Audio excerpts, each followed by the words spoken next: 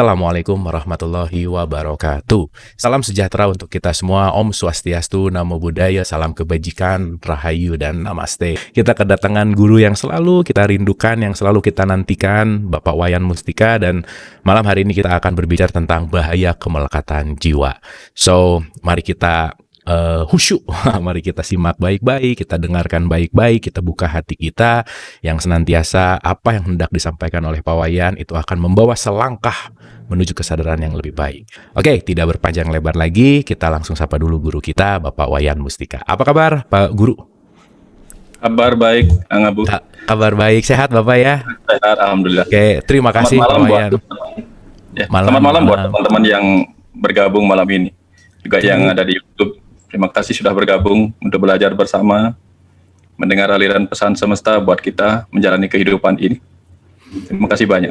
Terima kasih Pak Wayan, waktunya, terima kasih kebersediaannya untuk kembali hadir ke Dialog Positif. So, malam hari ini kita akan berbicara bahaya kemelekatan jiwa. Silakan Bapak, apakah mau langsung ditampilkan gambar tadi Pak? Oh ya, boleh ditampilkan. Oke. Sebagai ilustrasi pembuka, ya. Oke, ini ilustrasi pembuka. Mari kita simak, ada gambar sederhana, tetapi nanti kita akan lihat apa maknanya gitu. Oke, di sini ada gajah sama ada gambar orang gitu ya. Di atasnya banyak tanda tanya, terus gajahnya tuh diikat gitu. Nah, silakan Pak Wayan. Ini pesan apa yang bisa kita ambil? Ya, ini cerita tentang ketika manusia mencoba mengendalikan gajah yang besar itu. Awalnya gajah itu kakinya diikat dengan rantai yang besar, supaya gajah itu merasa bahwa dirinya terpenjara oleh rantai yang kokoh itu. Lama-lama setelah dia merasa kesakitan untuk bergerak kemana-mana karena kakinya dirantai, akhirnya rantai yang tadinya kokoh dan besar itu digantikan dengan tali yang sangat-sangat gampang seharusnya dia putuskan. Tetapi karena dia sudah berpikir dalam persepsinya bahwa dia sudah tidak bisa kemana-mana lagi dan dia terikat oleh sebuah rantai yang luar biasa kuatnya, sehingga dia takut mencoba untuk melepaskan tali itu sendiri. Padahal tali itu sangat-sangat mudah dia putuskan dengan kekuatannya yang. Nah, sama cerita ini tentang diri kita, jiwa kita. Ya, boleh kita kembali ke keluar dari gambar ilustrasi itu, Kang Abu. Terima kasih Bapak. Ya, jadi ceritanya, ya jiwa kita ini sesungguhnya sesuatu yang luar biasa. Karena dalam pemahaman yang lebih mendalam, jiwa kita ini adalah percikan dari Tuhan itu sendiri yang sedang menjiwai alam semesta kecil. Ya. Kalau Tuhan adalah jiwa bagi alam semesta raya, sementara jiwa kita adalah sesuatu yang memberi hidup kepada alam semesta kecil tubuh ini. Cuman kemudian jiwa kita yang luar biasa itu seperti gajah yang besar itu tiba-tiba merasa harus mengikuti keinginan-keinginan pikiran, mengikuti tubuhnya, padahal sesungguhnya dialah yang berkuasa atas tubuh ini. Karena alam semesta kecil ini adalah miliknya. Ya, ketika alam semesta besar adalah milik Tuhan, maka tubuh ini adalah milik sang jiwa itu sendiri. Cuman kita membiarkan diri kita sebagai jiwa ini seperti gajah yang dibelenggu oleh rantai kemelekatan terhadap tubuh ini. Kira-kira seperti itu jadinya. Lalu kita akhirnya tidak berdaya lagi sebagai jiwa dan tenggelam kemudian dalam segala perjalanan rasa suka duka yang dibawa oleh tubuh dan pikiran ini di kehidupan dunia ini.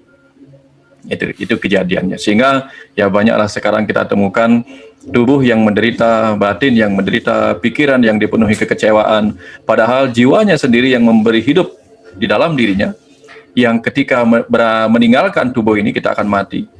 Berarti jiwa selalu ada dalam diri kita sebagai sumber kebahagiaan, tetapi sayangnya kita dipenuhi segala dualitas rasa, ya, kekecewaan pikiran, batin yang menderita, tubuh yang menderita, karena kita lupa bahwa pemilik sejati tubuh ini yang bernama jiwa yang lahir dalam kehidupan ini dan berdiam dalam tubuh ini adalah sumber kebahagiaan, sumber cahaya terang, pengetahuan, dan sebagainya. Nah, kemelekatan kita terhadap apa yang dibawa efeknya oleh tubuh inilah yang membuat kita melupakan bahwa kita ini sesuatu yang luar biasa di dalam. Nah, sekarang saatnya kita untuk belajar menemukan siapa diri kita yang sejati di dalam ini. Tubuh ini sebenarnya banyak memberikan pengetahuan tentang betapa beratnya kemelekatan itu. Contoh ya. Bayangkan kalau mata kita terinfeksi mata kita, lalu kelopak mata kita melekat. Mungkin dulu waktu kecil-kecil pasti pernah merasakan itu. Matanya terinfeksi dan melekat oleh nanah yang mengering, lalu kita tidak bisa membuka mata lagi karena terinfeksi itu. Betapapun banyaknya keindahan yang dibawa oleh cahaya matahari di pagi dan siang hari, tidak akan ada gunanya ketika kedua kelopak mata kita melekat satu sama lain. Kita tidak akan bisa melihat keindahan itu. Nah, lalu misalnya di telinga kita, seandainya gendang telinga kita melekat oleh karena pernah mengalami infeksi di telinga tengah, lalu gendang telinga kita melekat dan tidak bisa bergetar lagi, seindah apapun nyanyian orang, seindah apapun suara burung-burung, tidak akan terdengar oleh telinga kita yang tidak mampu lagi bergetar oleh karena dia begitu melekat di antara tulang-tulang pendengaran dengan gendang telinga kita. Usus kita kalau melekat satu sama lain, maka kita tidak bisa, misalnya usus pasca infeksi, pasca usus buntu yang membelah, yang pecah misalnya, menimbulkan radang di rongga perut kita, lalu usus-usus kita menjadi melekat satu sama lain. Nah, itu sangat-sangat berbahaya, tentu bahkan perlu dioperasi lagi. Itu kemelekatan pada tubuh. Bayangkan kalau kita berjalan mau kemana-mana, tapi kaki kita melekat oleh aspal misalnya, kita tidak bisa berjalan kemana-mana. Atau bibir kita melekat satu sama lain, kita tidak akan bisa bicara apa-apa. Saluran napas kita melekat misalnya oleh karena lendir yang banyak, kita tidak bisa ngapa-ngapain. Nah, inilah bukti kemelekatan pada tubuh, dalam tubuh kita. Sebagai kitab suci tertua, tulisan Tuhan itu sendiri sudah memberi kita pesan bahwa kemelekatan pada tubuh kita akan menyebabkan penderitaan. Lalu kemelekatan ego kita pada sebuah reaksi-reaksi kebencian, dendam, kemarahan, kesedihan, itu tentu juga akan menciptakan penderitaan. Kemelekatan pikiran-pikiran kita kepada satu pengetahuan dan menutup diri terhadap pengetahuan lain, kufur atau kafir terhadap pengetahuan-pengetahuan lain yang barangkali jauh lebih bermanfaat atau lebih mencerdaskan atau memenuhi kebutuhan kita akan kekinian dalam pertumbuhan kematangan pikiran kita. Nah, itu juga akan menyisakan penderitaan. Makanya ada ajaran para guru suci di masa lalu supaya kita tidak mengubur diri, tidak kufur, tidak kafir terhadap hal-hal yang bisa mencerahkan diri kita. Kalau tidak salah itu artinya kata kufur dan kafir kubur. Jadi artinya bahwa kita harus selalu membuka diri pada pengetahuan. Karena kenapa? Karena seperti halnya mulut yang ingin memenuhi dirinya dengan makanan, dia harus berani membuka diri. Pikiran yang ingin memenuhi dirinya dengan pengetahuan-pengetahuan baru harus berani membuka diri. Dan jiwa yang ingin memenuhi dirinya dengan kesadaran-kesadaran baru juga harus berani membuka diri terhadap datangnya pengetahuan-pengetahuan kesadaran yang mencerahkan. Kira-kira seperti itu pentingnya membuka diri dan menghindari kemelekatan. Ini baru kemelekatan yang perlu dihindari selama menjalani kehidupan duniawi. Belum lagi nanti kemelekatan jiwa yang harus dihindari ketika nanti tiba saatnya kita harus pulang meninggalkan tubuh ini. Roh-roh yang melekat kepada tubuh yang sudah ditinggalkannya cenderung menjadi roh-roh yang suka berdiam di alam manusia ini, alam nara ika, nara itu manusia, ika itu. Jadi roh yang harusnya sudah pergi ke alam cahaya, alam swarga, jadi berjalan ke alam cahaya, swarga atau sorga, cenderung lebih suka berdiam di alam manusia ini atau nara ika, sehingga dia tersiksa di alam naraika atau nareka ini atau neraka ini. Itulah pentingnya kita membebaskan jiwa kita dari segala kemelekatan tentang masa lalu, masa kini, dan masa depan. Karena begitu kita membiarkan diri kita melekat kepada setiap ruang dan waktu, maka kita kehilangan kebebasan kita seperti gajah yang hanya berputar-putar di dekat tonggak kayu yang merantainya. Kira-kira seperti itu, Kang Abu. Sederhananya seperti itu. Ya. Wah, ini tadi Pak Wayan mengatakan tentang tubuh, jadi banyak menyadari ya, betul ya, ketika mata nggak bisa terbuka itu juga melekat, ketika tadi usus buntu dan seterusnya juga itu melekat, bahkan tubuh pun mengajarkan bahwa kemelekatan itu adalah sesuatu yang penting untuk kita sadari, untuk kita hindari gitu kira-kira. Nah, Terima kasih Pak Wayan, itu mind blowing sekali, sangat menyadarkan hal sederhana bahwa kitab suci tertua itu adalah tubuh kita sendiri, bahwa Tuhan yang langsung menulis pada tubuh kita. Yang jadi pertanyaan Pak Wayan berkaitan tentang opening kita dulu, the elephant rope ini, si gajah tadi yang keikat ini.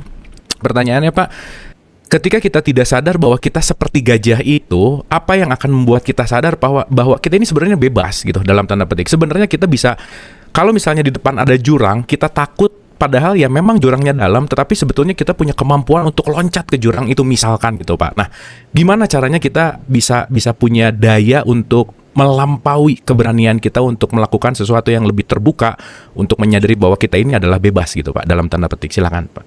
Ya, di Bali ada patung ya. Kalau orang pernah melihat ke Bali, ada patung Ganesha. Ganesha itu manusia yang berkepala gajah, itu bukan berhala. Itu sebuah pesan.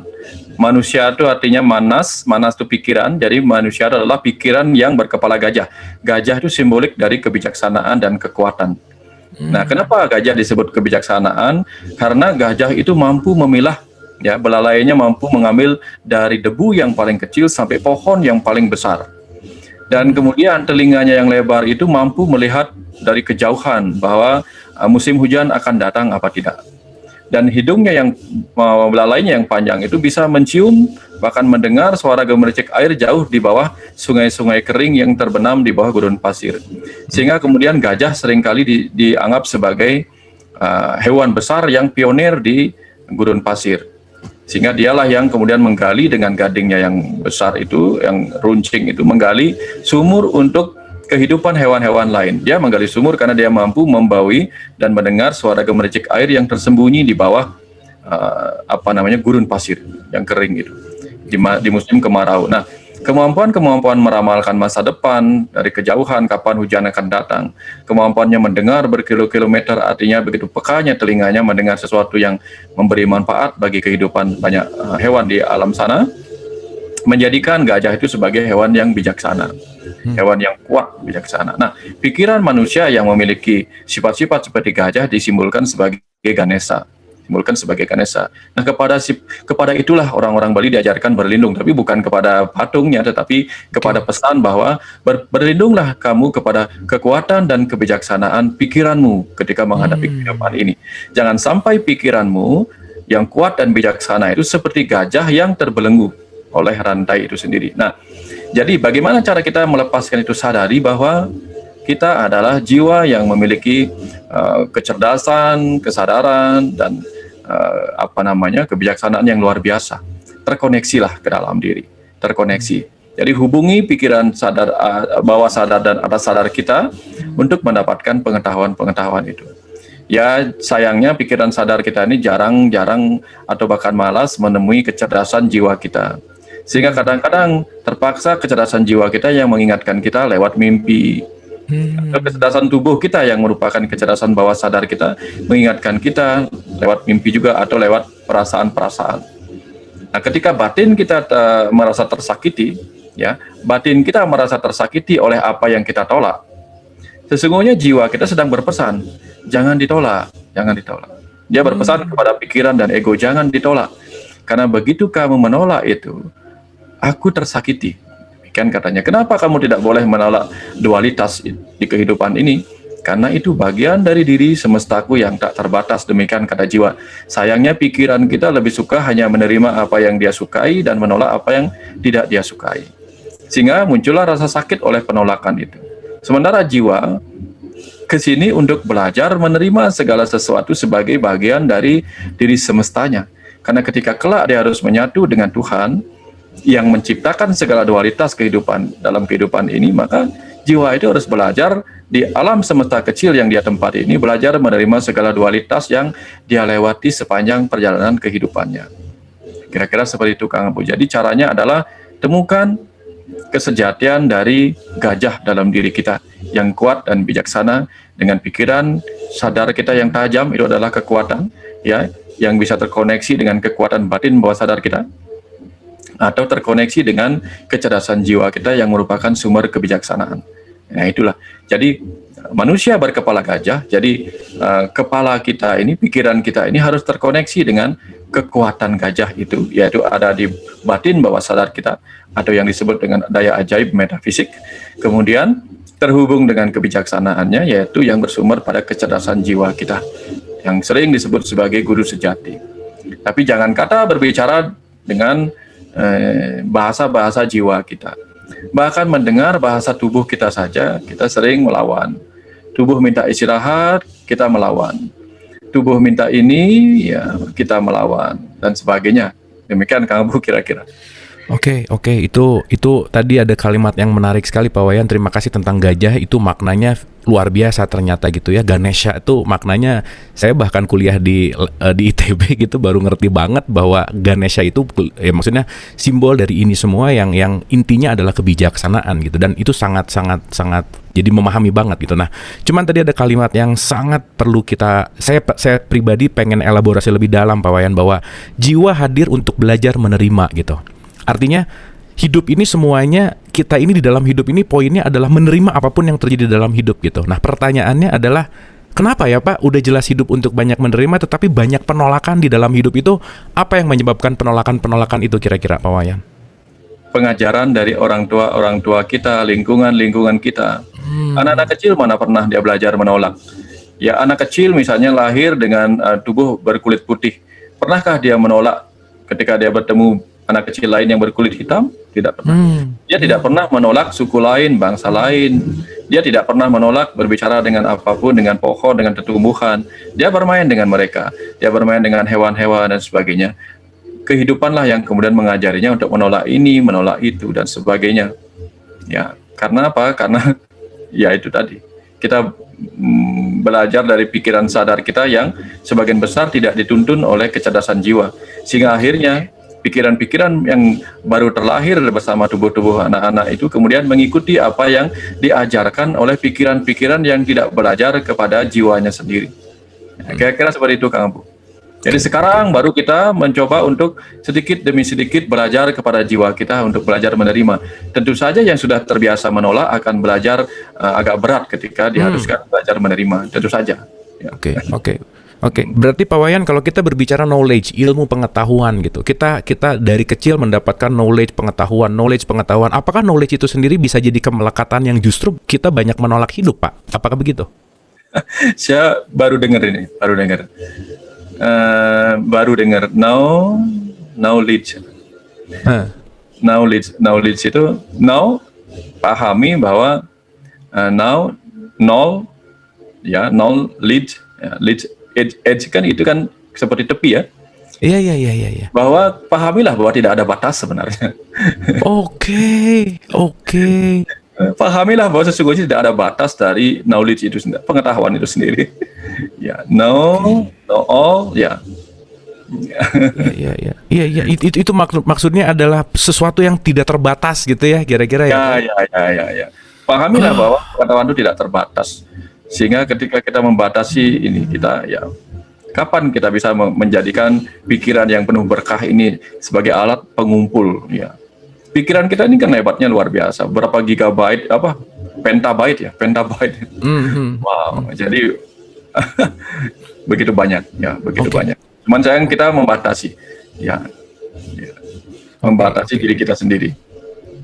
Oke. Nah, Pak, ini poinnya adalah apa yang paling berbahaya dalam kemelekatan jiwa ini, Pak? Kita masukkan tadi kita berbicara jiwa gitu ya. Tetapi karena malam ini kita berbicara tentang bahaya, apa yang sangat berbahaya di dalam kemelekatan ini? Apa sih yang membuat jiwa itu jadi bahaya sekali gitu, Pak? Ya. Perjalanan jiwa itu menuju kesadarannya. Yang namanya perjalanan ya. Perjalanan jiwa menuju kesadarannya tentu akan membutuhkan proses demi proses, perpindahan demi perpindahan ruang dan waktu, dari kehidupan demi kehidupan. Jika dia melekat kepada satu kehidupan gara-gara ketidaktahuannya, maka dia menghambat episode-episode pembelajaran kehidupan berikutnya. Itu bahayanya. Sehingga dia tidak akan pernah menjadi jiwa-jiwa yang mencapai kematangan secara journey of soul-nya. Ya, jadi artinya begini, kalau orang melekat terus-menerus di level SD, kapan mau jadi mahasiswa? Apalagi kalau di SD saja dia masih tetap bertahan melekat untuk belajar di kelas 1. Nah, tidak akan pernah berhasil dia melewati proses berikut yang harus dia lalui itu. Nah, kira-kira seperti itu, Kang Abu. Nah, karena ketika jiwa meninggalkan tubuh ini dan dia melekat kepada alam manusia ini atau alam naraika ini, disinilah dia akan berdiam. Berdiam dan tidak melanjutkan lagi perjalanannya sebagaimana yang seharusnya.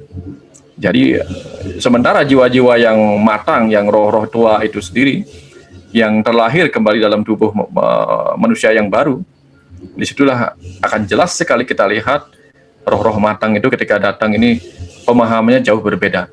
Persis seperti orang-orang yang sudah berpengalaman menggunakan kendaraan. Persis seperti orang-orang yang sudah berpengalaman atau ahli menggunakan komputer. Tentu berbeda. Tapi kalau orang itu baru sekali belajar komputer, 1 hari, 2 hari, belum tentu dia canggih seperti itu. Nah, sama dengan itu jiwa. Jiwa yang baru belajar pada satu kehidupan tentu tidak akan bisa secanggih jiwa yang sudah pernah berkali-kali datang di kehidupan ini. Nah, contoh-contoh jiwa seperti itu adalah jiwa-jiwa para nabi, jiwa-jiwa para guru suci, sehingga dia tidak lagi melekat kepada kepentingan-kepentingan ego.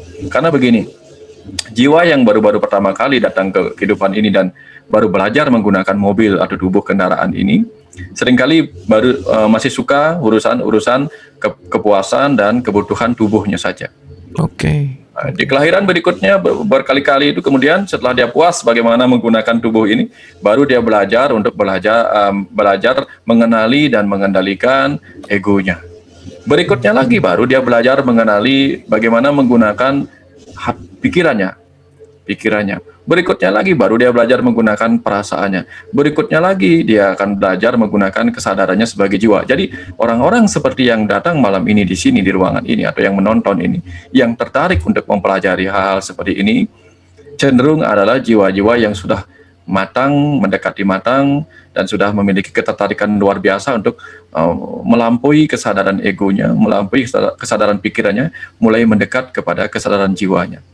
Kalau tidak demikian, tidak ada ketertarikan di sini, karena hanya kupu-kupu dan lebah atau tawon yang berusaha mencari nektar-nektar untuk membangun kehidupan yang manis di dalam jiwanya. Kira-kira seperti itu, Kang Abu. Oke. Berarti Pak, ini memang aliran semesta yang nggak bisa ditolak juga gitu ya Pak ya. Ketika jiwanya semakin dalam tanda petik dewasa, berubah tadi kesadarannya hanya kepuasan tubuh, dia masuk lagi, hidup lagi, dan kita sadar bahwa ya kita menyadari gitu, dan mungkin kita juga lebih dalam lagi berkontemplasi bahwa jiwa kita ini sudah berulang-ulang dalam tanda petik dari pernah hanya kepuasan tubuh, lalu ke ego, lalu ke pikiran, ke perasaan, dan ke kesadaran.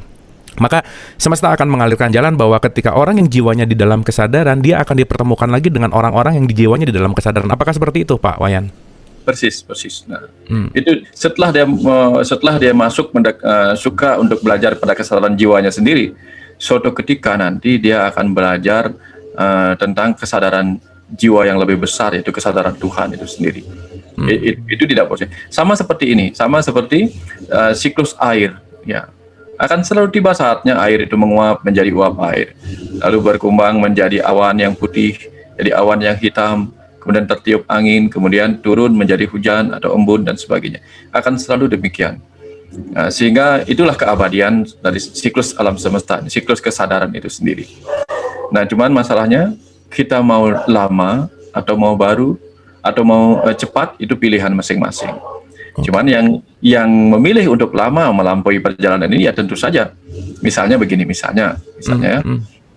ada sebuah perjalanan, dia dilepas dari sebuah tempat untuk melakukan pengembaraan. Lalu dia mesti melewati 1 kilometer tanah bergurun, tanah kering. Di kilometer kedua akan ada tanah yang subur dan sebagainya. Apakah dia suka melekat kepada tanah gurun? Maka di situ dia akan merasakan deritanya panas, deritanya kekeringan, kehausan, kelaparan, dan sebagainya. Itu pilihan masing-masing, tidak ada yang salah. Cuman kalau memang ingin cepat-cepat untuk melewati kemarau itu, lewat gurun yang kering itu silahkan. Nah, jadi banyak manusia yang tidak ingin menderita menjalani kehidupan ini, tapi malah melekat kepada reaksi-reaksi egonya sendiri. Bagaimana mungkin kita bisa mencapai sumber kesadaran itu yang ada pada jiwa kita, sementara kita melekat kepada reaksi-reaksi ego kita sendiri. Nah, kira-kira bagaimana caranya? Tidak ada jalan lain, kecuali kita segera melewati ini. Ya. Jadi kalau kita misalnya hanya memandangi telur mentah, Kapan kita bisa menikmati telur itu menjadi matang? Lakukan sesuatu, lakukan perjalanan. Lakukan perjalanan kesadaran sampai kita menemukan sumber kesadaran dan kebahagiaan dalam diri kita. Baru kita akan gampang untuk bahagia dalam segala keadaan. Karena apa? Kita tahu semua ini adalah bagian dari diri kita. Ya. Orang yang tidak pernah hidup di dunia di belahan dunia dengan 4 musim, tentu bisa menderita oleh dinginnya musim salju. Ya, tapi kalau kita sudah biasa ada di sana, semuanya baik-baik saja. Sama dengan orang yang tinggal lama di Tibet, dia terbiasa pada ketinggian, tubuhnya sudah menyesuaikan dengan tipisnya udara. Tapi kalau kita tumben-tumbennya ke sana, mungkin itu akan membuat kita sesak dan bahkan mati oleh karena kekurangan oksigen. Nah, jadi artinya kalau orang sudah melekat dan menikmati sebuah tempat, sebuah ruang dan waktu, perjalanannya akan membuat dia lama mencapai itu. Kalau kita melekat kepada reaksi ego kita, kita akan lama mencapai sumber kebahagiaan kita yang abadi di dalam. Kira-kira seperti itu, Kang Abu. Itu hanya pilihan. Baik itu pilihan. Dan menarik gini Pak Wayan, ini mungkin ketika kita sedang mendengarkan Pak Wayan, kita sedang menikmati dialog ini mungkin kesadarannya bangkit Pak. Tapi dalam besok pagi gitu misalkan, ini kesadaran ini entah kenapa kok bisa tiba-tiba hilang, ada orang yang nyebelin tiba-tiba hilang, buyar semuanya gitu Pak Wayan, di dalam practical way-nya gitu ya. Ini misalnya udah 170 episode nih ikut ya, apalagi hostnya kan nggak mungkin absen nih Pak gitu ya, kira-kira ya. Terus terus begitu nemu satu kondisi yang, nah kenapa sih kesadaran ini kok kalau misalnya ini ada batas gitu ya, begitu ada reaksi tuh tiba-tiba loncat ke sini gitu, bahkan ini semua kadang-kadang juga nggak ingat gitu Pak. Nah, gimana caranya mempertahankan kesadaran-kesadaran ini dalam praktikal sehari-hari agar kita stay di kesadaran jiwa itu sendiri Pak? Silakan. Jangan stay. Oh, jangan stay justru ya? Oke. Kalau stay di kesadaran jiwa itu juga melekat kepada kesadaran jiwa. Oke, nah ini menarik nih, gimana Pak Wayan? Banyak yang suka melekat kepada kesadaran jiwa. Jadi begini. Bayangkan di sebuah tempat itu sedang ada take action film. Oke. Ada pemain, ada sutradara, ada penulis skenario di sana, ada pemeran dan segala macam lah. Ada kameramen. Nah, ketika dia take action, ya artis, aktor dan aktris harus memainkan perannya sedemikian rupa. Mau menangis, mau tertawa, mau berkelahi, pura-pura dan sebagainya boleh. Kemudian sutradara mengamati skenario, penulis skenario mencocokkan dengan dialog-dialog dan sebagainya. Tapi kemudian ada momen mereka untuk sama-sama menonton sejenak permainan yang sedang mereka rekam itu. Lalu mempelajari kelemahan-kelemahan dari permainan perannya itu. Nah, tapi kalau mereka hanya menonton dan ketika dia harus berperan sebagai aktor atau aktris itu, dan mereka lupa bahwa mereka sebenarnya sedang memainkan peran, apa yang terjadi? Mereka tidak ekspresif. Ya, kelihatan nangisnya pura-pura, semuanya pura-pura, nggak seru jadinya. Nah, jadi ada saatnya kita bermain peran ini, kita jiwailah permainan peran. Nah, gitu, kita jiwai permainan peran kita. Lalu kita jiwai diri kita ketika kita menjadi penonton dan pengamat terhadap permainan peran kita sendiri. Kebayang maksudnya? Nah, jadi dalam satu hari itu, kita akan take action sebuah episode kehidupan di mana kita entah memainkan peran apa. Boleh mainkan peran sebaik-baiknya. Nanti setiap malam sebelum tidur, ya, ambil posisi sebagai kesadaran sebagai seorang penonton yang menonton permainan peran kita sendiri, lalu mengamati, merenungkan. Karena kalau tidak, nanti setelah seluruh episode permainan peran ini di kehidupan ini kita lewati dan kita masih penuh penyesalan ketika kita nanti sudah berada di alam yang lain untuk menonton serial kehidupan yang sudah kita lewati selama puluhan tahun usia kita ini. Di situ kita tidak bisa ngapa-ngapain lagi. Karena kita sudah keluar dari ruang-ruang permainan peran kita ini. Tapi kalau kita sudah di sini, oke, mainkan peran apapun itu, tapi malamnya segera kembali kepada kesadaran. Nah, kira-kira seperti itu. Itulah poinnya, tidak melekat melekat kepada apapun. Ya, bayangkan kalau kita berada dalam kesadaran, jiwa, dan saya melekat misalnya pada kesadaran jiwa saya, maka dialog ini tidak akan terjadi, Kang Abu.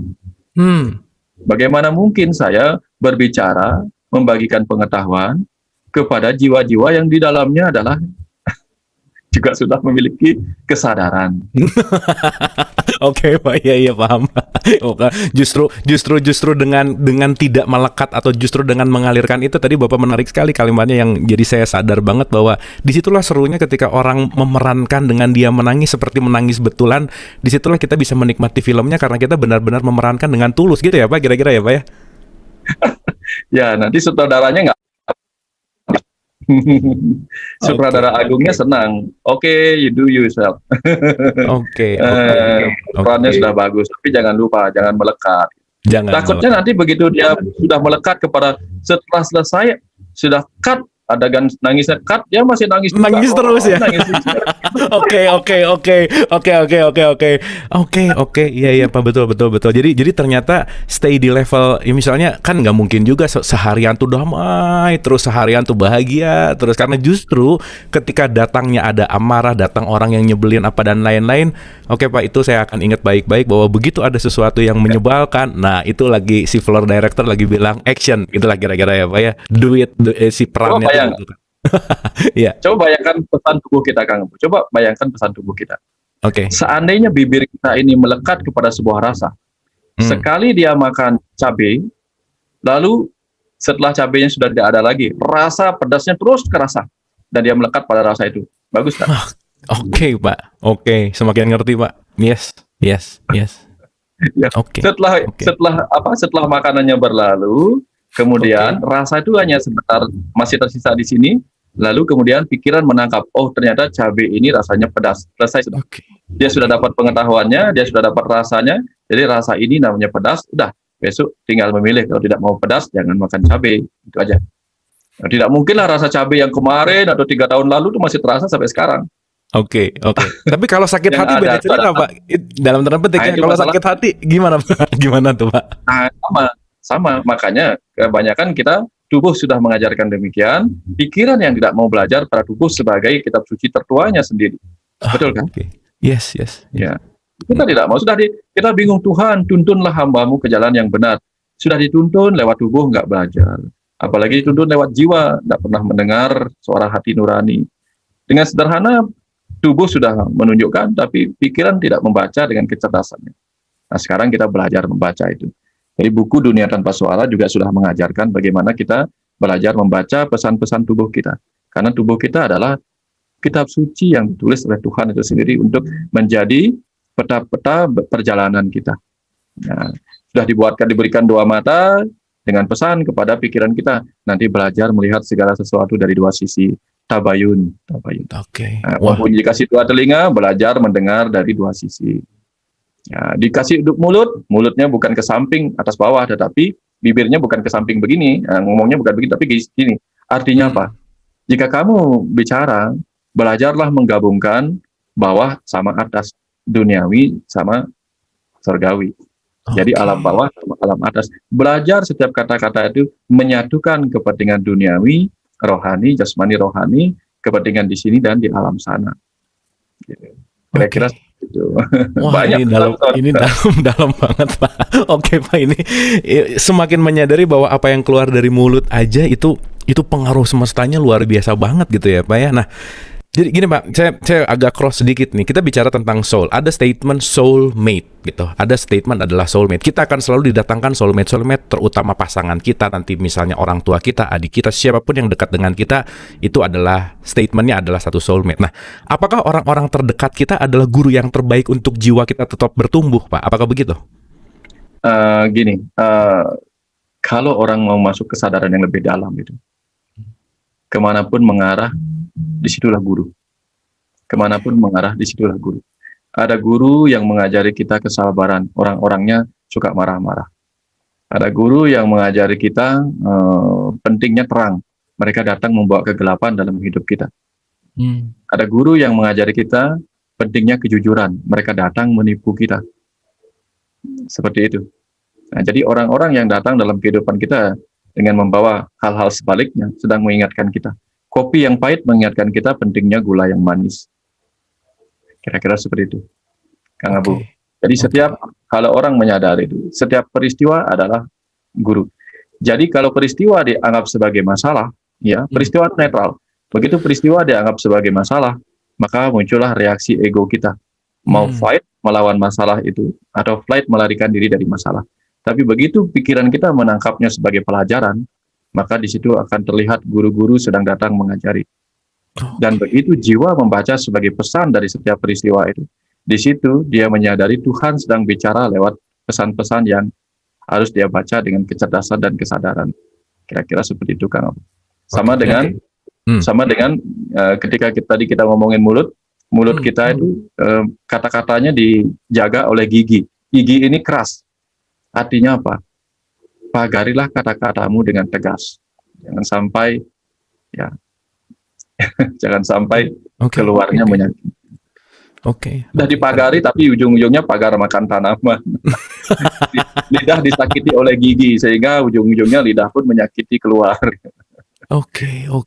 Wah, itu luar biasa ya ketika kita menyadari tubuh aja ini pesan-pesan yang dalam banget gitu ya tentang semua ini gitu. Nah, sekarang kembali ke statement bahwa kita belajar mengalirkan gitu. Kan tentu saja ada pelajaran atau ada step by step, Pak Wayan. Kita kembali kepada practical way. Nah, apa sih yang harus kita selalu ingat atau yang kita harus selalu sadari ketika kita lagi ada di mode fight or flight untuk memindahkan kepada bahwa ini adalah guru yang mau menumbuhkan atau yang mau mengasih pembelajaran terhadap jiwa gitu. Nah, karena di dalam kondisi nyatanya balik lagi Pak, di dalam realitasnya gitu, itu tipis split second gitu antara fight or flight dan menuju kepada ke pelajaran kenetralan itu split second. Apa yang single step atau langkah sederhana apa yang harus kita latih ulang-ulang, Pak? Ya, pertama, kalau kita mau belajar sebagai murid, sudah diajarkan sopan santun sebagai murid itu adalah duduk ketika guru datang, betul nggak? Duduk ketika guru datang. Jadi duduk ketika ada permasalahan itu, kalau kita ingin melihatnya sebagai guru, segera duduk. Nah, disinilah pentingnya belajar duduk. Belajar mendudukkan sebuah peristiwa apa adanya. Nah, setelah belajar mendudukkan peristiwa apa adanya, lalu kita belajar bernapas.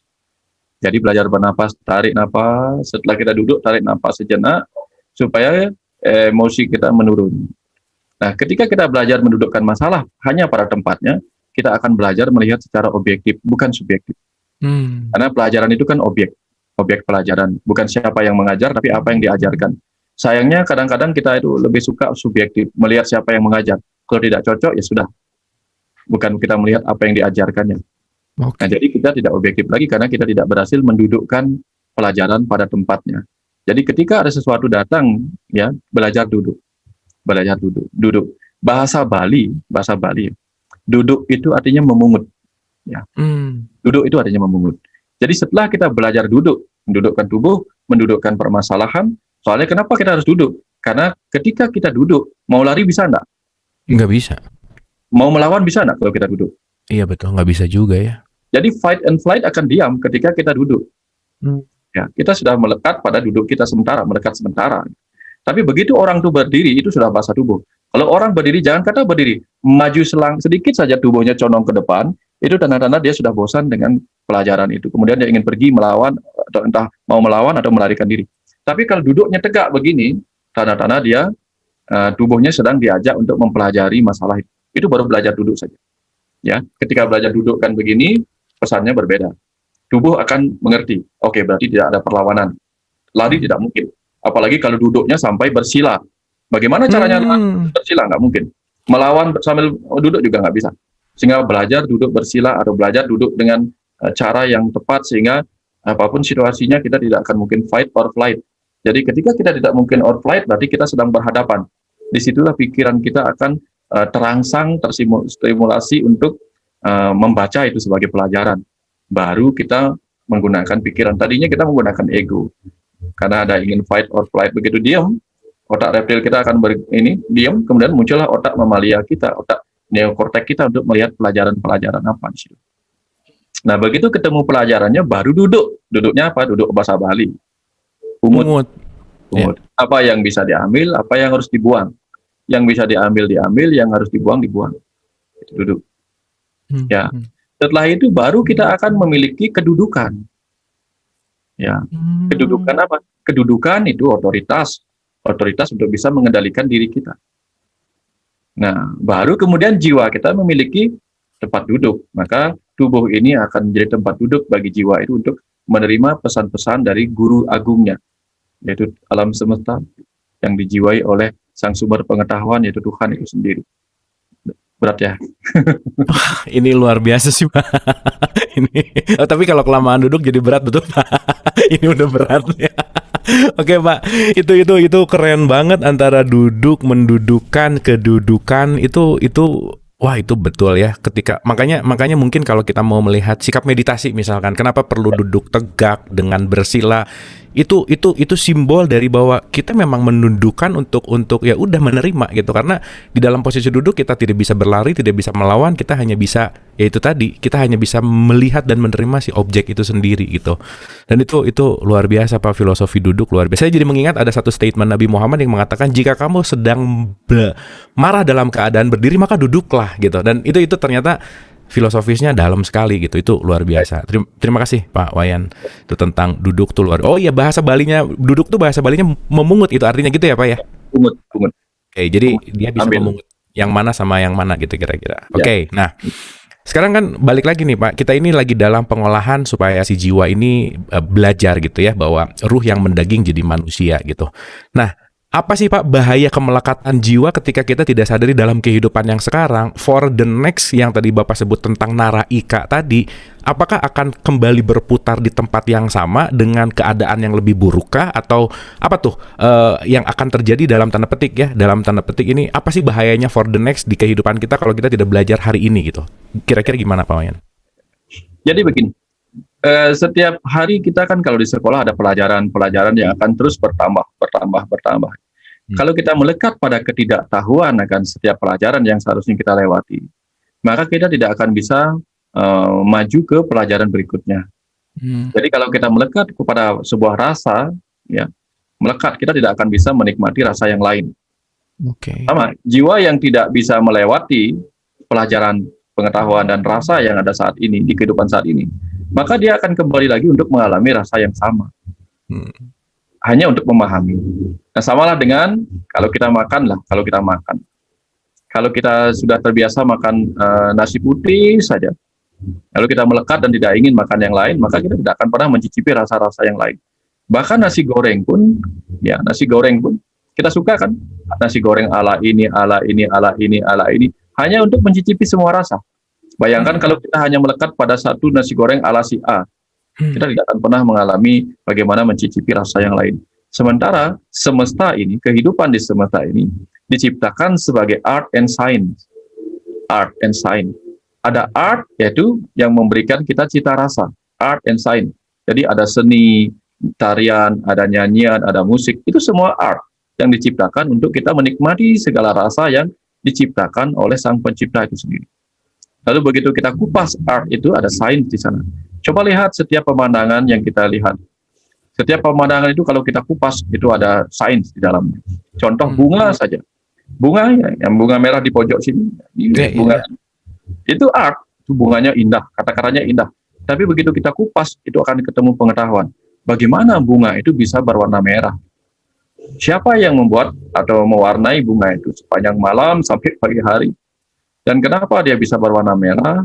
Dan kenapa ketika dia layu dia mulai pelan-pelan berwarna coklat dan sebagainya? Itu saja kalau dikupas sudah pengetahuan luar biasa kita dapatkan. Lalu kenapa rumputan berwarna hijau? Banyak sekali pengetahuan. Nah, jadi art and science. Jadi kalau kita membenci art, kita tidak akan menemukan sains di dalamnya. Tubuh kita ini kan art, indah. Tubuh wanita indah, tubuh laki-laki indah di tempatnya masing-masing. Begitu kita kupas saja, sudah berapa sains kita temukan.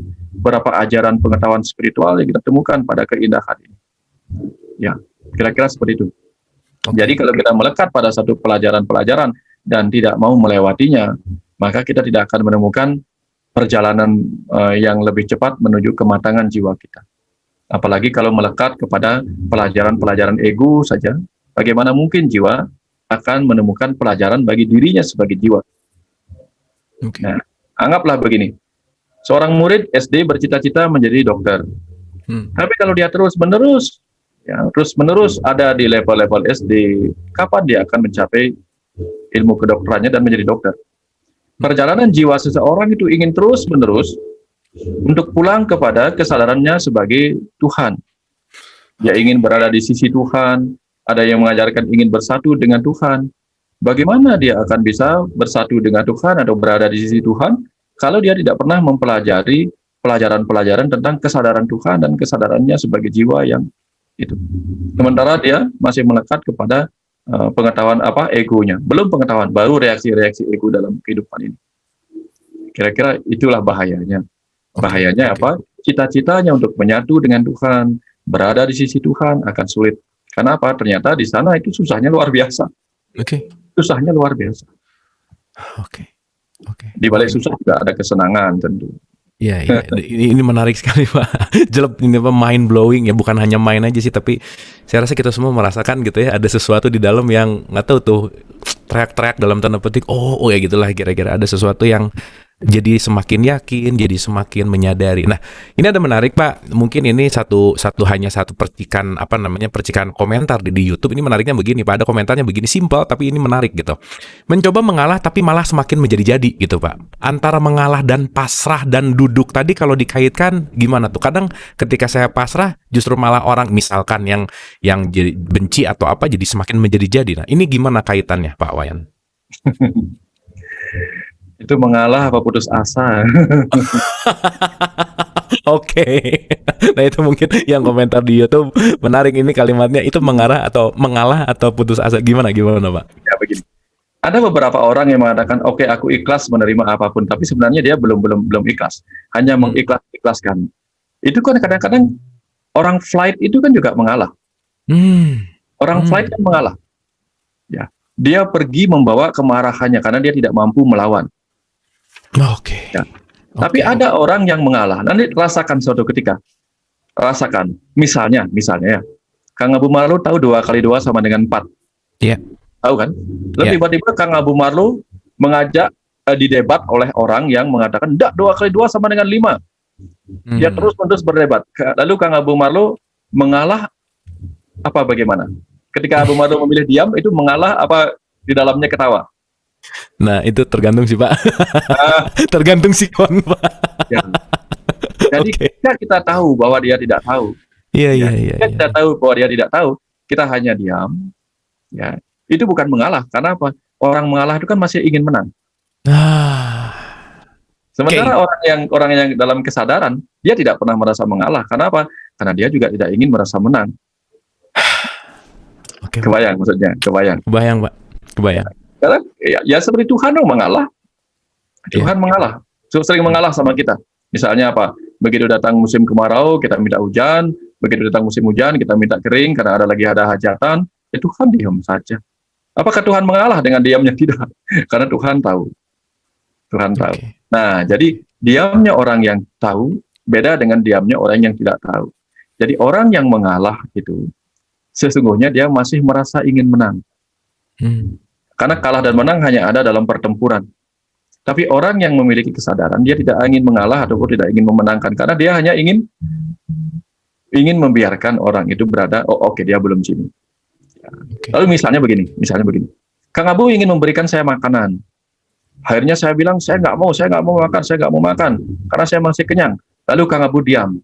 Apakah itu mengalah? Apa sudah sadar bahwa, tidak mungkin menyuruh orang itu makan padahal dia tidak lapar? Nah, kira-kira kalau Kang Abu diam itu mengalah apa? Iya. Mengalah apa mengerti? Iya, karena tahu dia tidak lapar, saya diam karena saya mengerti gitu ya. Persis, karena dia tidak sedang membutuhkan. Jadi kalau orang sedang tidak membutuhkan pengetahuan, kita berikan pengetahuan, mau bagaimanapun caranya, mulut yang tertutup bagaimana memaksa menyuapi. Sama dengan pikiran yang masih tertutup pada pembenarannya sendiri, bagaimana kita ingin memenangkan itu. Jadi diam, gitu. Diam bukan mengalah. Ya. Pasrah itu beda juga dengan menyerah. Pasrah itu adalah diam dan berserah. Bukan menyerah ya, berserah. Soalnya kalau menyerah itu putus asa.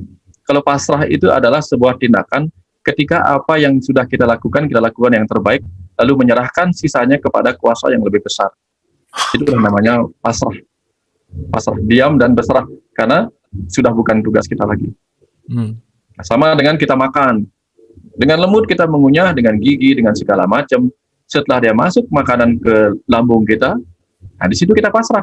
kita nggak tahu lagi, nggak bisa ngapa-ngapain lagi. Lambung kita suruh ngapain, kita nggak tahu lagi caranya. Udah bukan urusan kita lagi. Urusan kita adalah ketika kita masih dengan sadar bisa mengendalikan kunyahan di mulut kita dan sebagainya. Begitu dia masuk ke wilayah-wilayah yang di luar kemampuan kita, itulah bagian dari kecerdasan bawah sadar. Nah, seperti do the best and let nature do the rest. Nah, begitu nature do the rest, itulah kita pasrah. Pasrah untuk belajar berdiam dan menyerahkan sepenuhnya kepada kuasa yang lebih hebat lagi.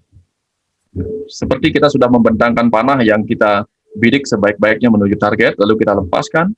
Setelah itu kita sudah nggak bisa ngapa-ngapain lagi. Mengejar panahnya agar panahnya bisa tepat sasaran juga nggak mungkin. Ya sudah biarkan. Ya, itulah kepasrahan yang mendalam. Seperti Islam itu kepasrahan yang mendalam. Nah, jadi belajar untuk mengenali apakah saya mengalah, apakah saya sudah diam karena mengerti.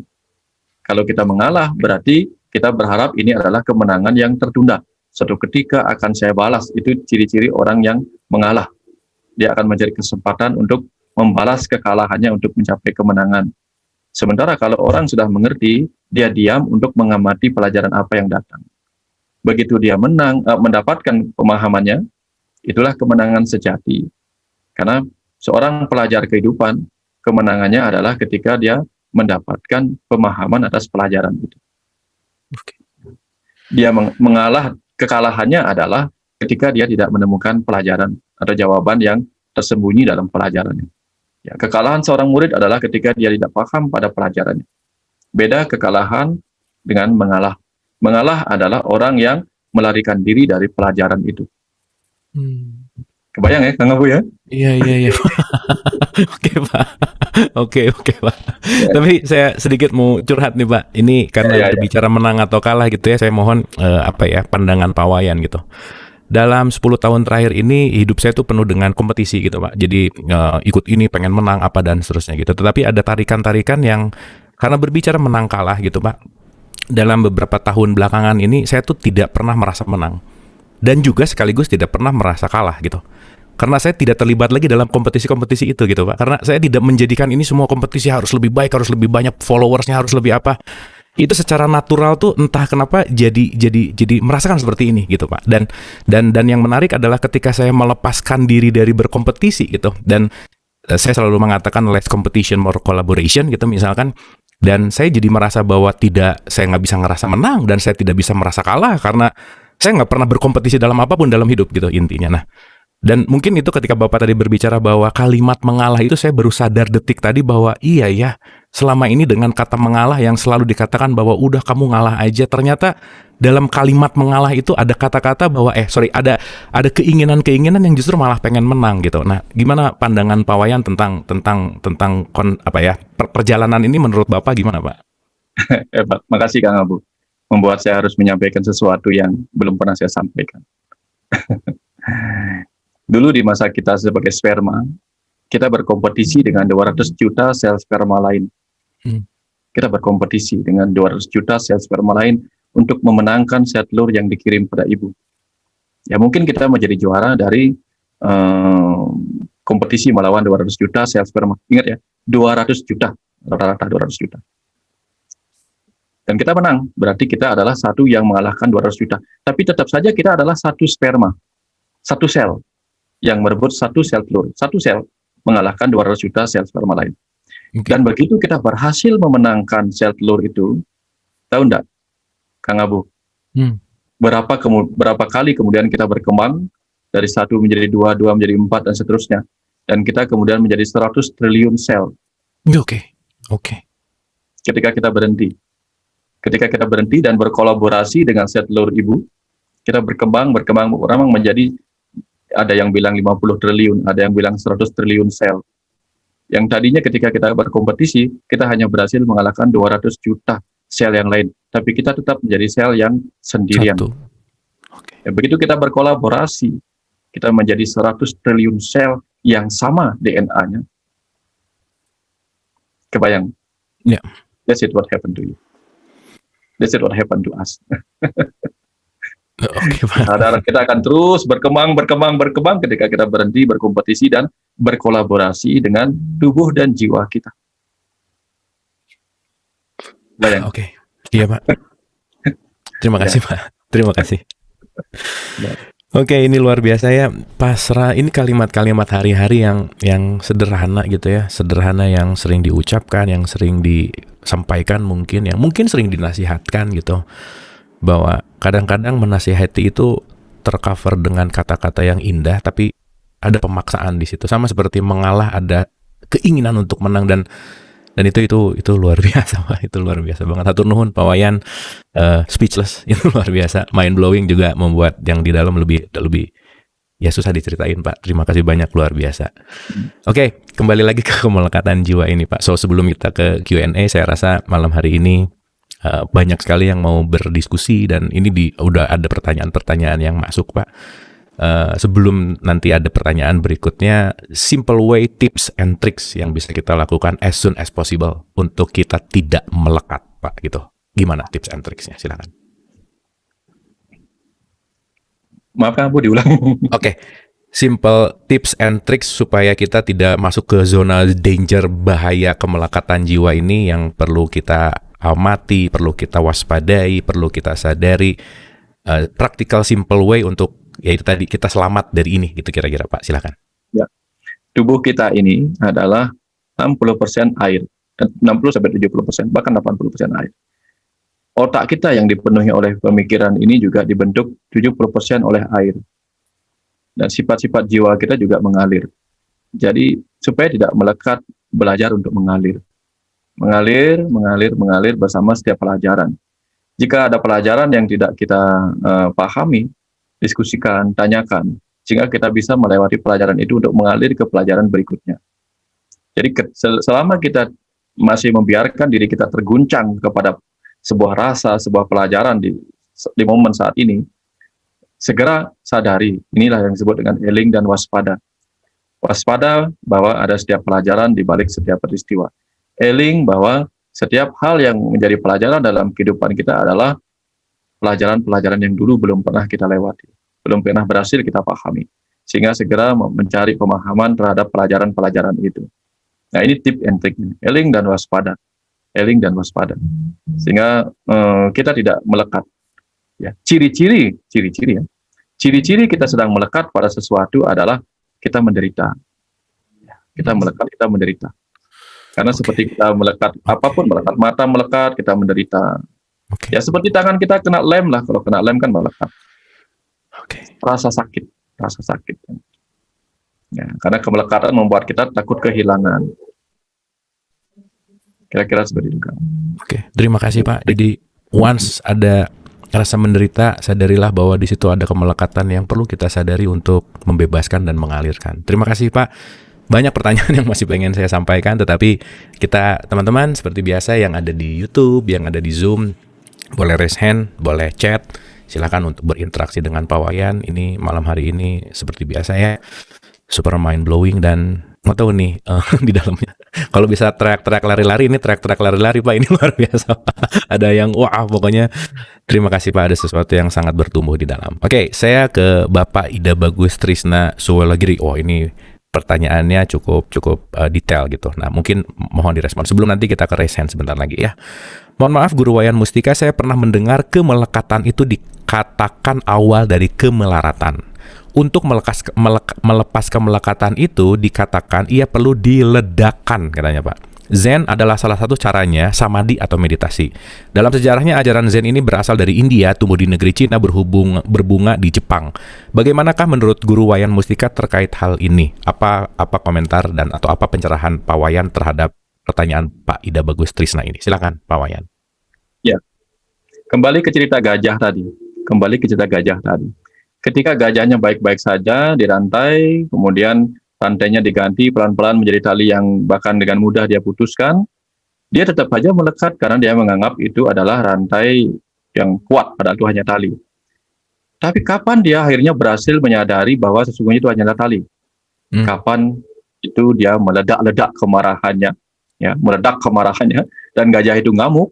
Nah, di situ baru ketahuan bahwa ternyata dia bisa membebaskan dirinya dari belenggu itu yang tadinya dia kira adalah rantai yang kuat. Di situ dia meledak. Kebayang ya, emosinya meledak. Nah, banyak orang kemudian melakukan ledakan-ledakan ini. Ledakan-ledakan itu dalam bentuk ada ledakan penderitaan yang membuat orang itu putus asa.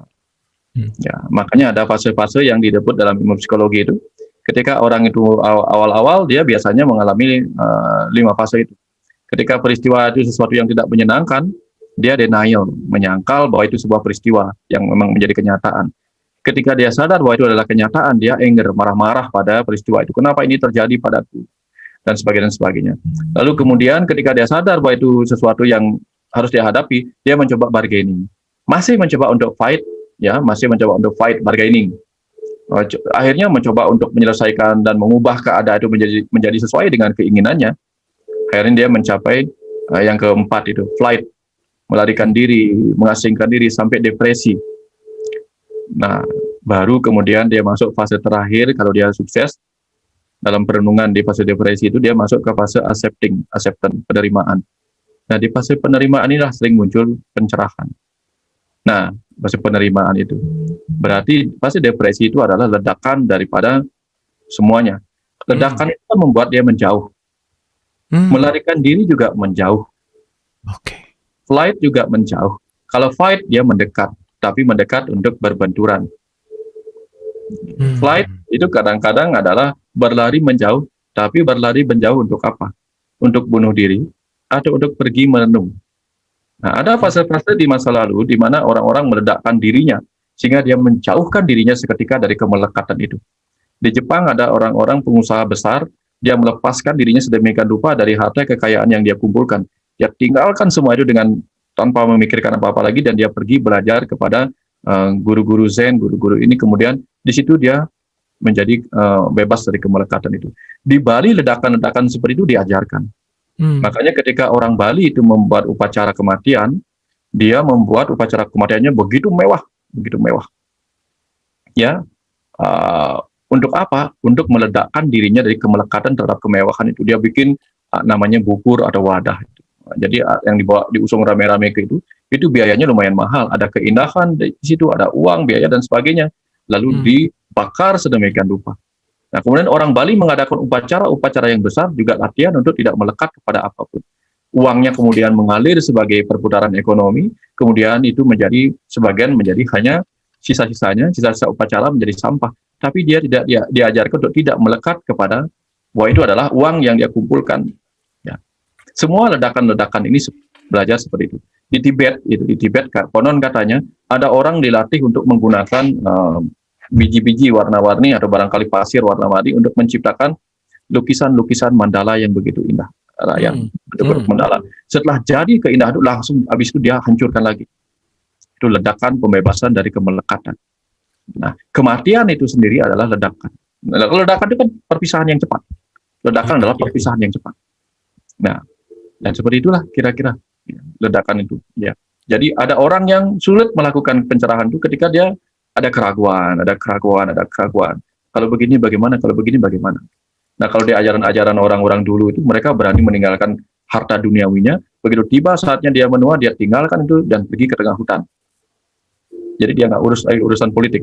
Nah, kalau sekarang di zaman modern kan tidak. Banyak orang-orang tua justru urusannya urusan politik. Ya, akhirnya mati pun mati dengan stres politik. Dia belum sempat menikmati masa tuanya sebagai pengamat untuk melihat bahwa kehidupan ini hanyalah hutan dualitas. Dia ikut terjun ke dunia politik sebagai orang tua yang lupa bahwa sebentar lagi kita akan mati dan tanpa sempat menyerap pelajaran kehidupan kita. Karena bahkan di usia tua pun dia masih sibuk urusan politik. Iya. Ya, seperti itu. Wah, luar biasa Pak. Terima kasih banyak Pak, itu ledakannya wah mantap. Itu saya baru paham sekali upacara-upacara di Bali itu impact-nya luar biasa ya, trickle down-nya ada, multiplier efeknya ada, untuk yang membuat ketidakkemelekatannya ada, dan itu menjadi satu nature, satu culture bahkan, dan satu kepercayaan yang dilakukan.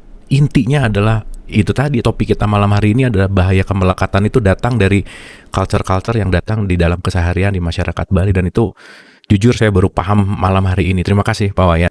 Ibu dan Bapak boleh tepuk tangan untuk Pak Wayan yang malam hari ini seperti biasa ya, kehadiran guru kita Pak Wayan Mustika ini selalu membawa kesadaran yang gimana ya, susah untuk diceritain sih sebetulnya, tetapi yang bisa dikatakan ada rasa kesadaran yang maju satu langkah gitu kira-kira. Dan saya mohon maaf sekali kepada yang raise hand ini banyak, yang direct message juga banyak, yang di YouTube juga banyak, juga ada beberapa pertanyaan yang mungkin ini belum bisa dibahas pada malam hari ini karena waktu sudah menunjukkan 21.27 dan di Bali berarti 22.27 begitu.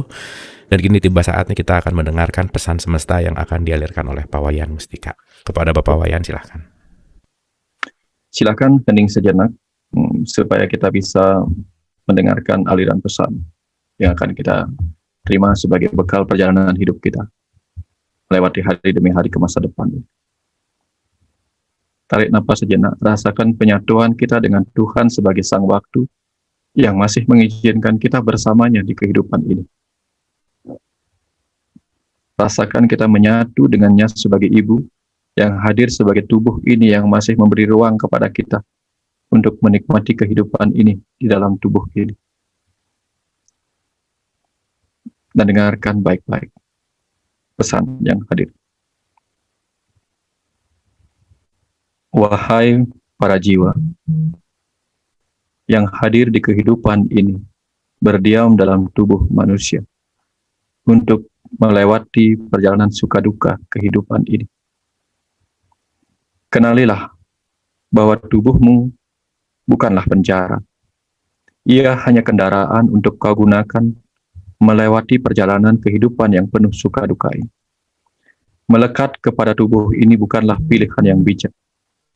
Mengabaikannya bukan pula pilihan yang pantas. Karena tubuh ini adalah berkah yang begitu sulit untuk kalian capai melewati kehidupan demi kehidupan.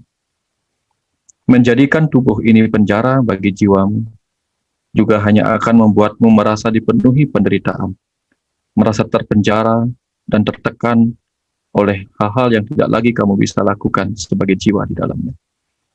Jadikanlah tubuh ini benar-benar sebagai kendaraan yang kau lewati untuk menempuh perjalanan yang penuh pembelajaran rasa, untuk menyerap pengetahuan-pengetahuan dengan pikiran, agar kau mengerti bahwa segala ciptaan ini pernah kau ciptakan sebagai dirinya yang maha agung. Agar kau mengerti setiap rasa yang kau lewati di kehidupan ini. Lalu, tinggalkan kehidupan ini dalam kesadaran duniawinya, agar kau bisa memasuki kesadaranmu sebagai jiwa yang terbebas dari segala kesedihan, kemarahan, kebencian, dendam, dan segala penderitaan lainnya. Karena jiwamu sendiri adalah sumber dari kebahagiaan yang sedang berdiam dalam tubuh ini. Jiwamu sendiri adalah sumber dari segala dualitas di kehidupan ini. Menerima satu di antara dualitas ini dan menolak satu di antaranya tidak lain berarti sebagai jiwa kamu menolak bagian dari apa yang kamu ciptakan sendiri di kehidupan ini. Itulah benih penderitaan. Mari bebaskan dirimu, anak. Bebaskan dirimu dari kemelekatan selama melewati perjalanan kehidupan ini, agar aku bisa menunggumu jauh di masa depan, untuk bersatu denganku, untuk menjadi pengamat di kehidupan ini, untuk kemudian menulis cerita-cerita kehidupan berikutnya, untuk dinikmati sebagai sandiwara kehidupan yang tak satu pun layak dilekati. Anakku, dengarkanlah pesan ini, agar kau mengerti bahwa semua suka duka yang ada di kehidupan ini bukanlah dirimu. Dirimu adalah benih kebahagiaan sejati yang sedang ada di sini. Untuk mengamati segala sukacita dan duka cita ini dengan penuh kebahagiaan yang tak terjelaskan. Semua akan berlalu. Sukacitamu akan berlalu. Duka citamu akan berlalu. Seperti semua orang-orang di kehidupan yang lama juga berlalu dari ingatanmu. Seperti engkau tak pernah ingat siapa dirimu di masa lalu, di kehidupan sebelum ini, engkau pun akan lupa siapa dirimu di kehidupan saat ini. Semua akan terlupakan. Semua akan berlalu. Dan engkau akan ada bersamaku untuk menjadi pengamat dari setiap sandiwara kehidupan ini. Kini, anakku, kembalilah dalam kesadaran yang dipenuhi kebahagiaan abadi sebagai jiwa. Aku akan menunggumu, dan aku akan terus menemanimu sebagai sang waktu, sebagai sang hidup dalam dirimu, untuk memainkan segala yang ada di kehidupan ini. Sampai ketemu, anakku. Sampai ketemu.